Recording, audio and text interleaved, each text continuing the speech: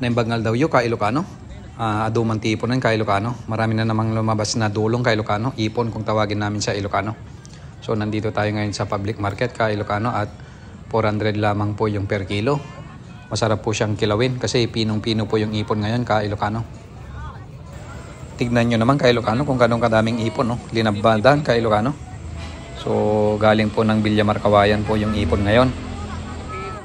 Kaya pagka ganitong may ipon ka Ilocano, syempre parang piyesta. Punong-puno po ngayon dito sa Bigan City Public Market. Dito lamang po sa may fish section ka Ilocano. Alas 6 na ng hapon ka Ilocano at kitang-kita nyo naman kung gano'ng kadaming bumibili ka Ilocano. Talaga pagka yung ipon ka Ilocano gustong-gusto talaga ng mga Ilocano. Dumanin, ipon na yun. 400 na pino. Okay. Nagkapuan na tayo ipon mo na. Villamar, sir. Villamar ka na, umala ka na. So, adumanin, tipon na yun ka Ilocano. Ito yung tiyandaan. Ito na lang yun. Buwarte ipon mo na yun. 400 ka Ilocano na mas ka makilaw. Yan masigang.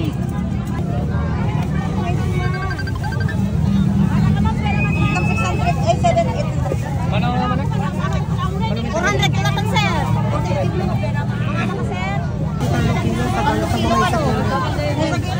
May 1 kilo, sir. Ore dito na pin. Sigano 2 kilo lang kan. 2 kilo lang. Salam. Ay kaya dong ano. Kuha kami. Dulat ka tipon ka Ilocano yan. So nandito na yung ipon kay Ilocano. Yan, sinigang. At kompleto recados tayo ngayon. Meron siyang onion leeks na lasunan na maliliit kay Ilocano. Yan. Tapos magkikilaw din tayo kay Ilocano. Yan, oh. Ito po yung pinong-pinong kay Ilocano. Yan. Ito yung dinner na natin. Ipon. Paborito ng mga Ilocano kay Ilocano pagka lumalabas talaga to. Talagang pinipilahan to.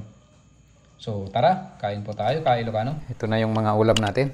Meron din tayong ginulay na mga okra at saka bunga ng parya kay Ilocano. Kaya kain na tayo.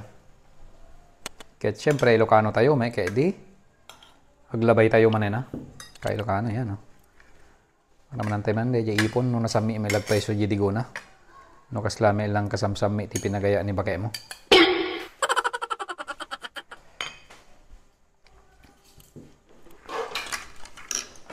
So mga tayong kay Ilocano yan, oh. Ano peso?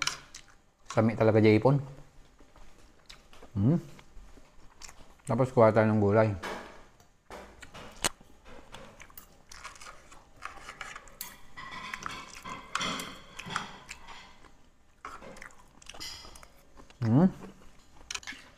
Kaya naman ang tepe kilawan na kay Ilocano.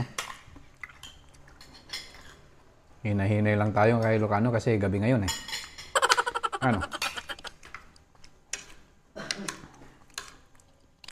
So, tikman natin tong kilawin niya kay Ilocano. Yan. Nagsamitin. Nagnanamin kay Ilocano. So, tara. Kain po tayo.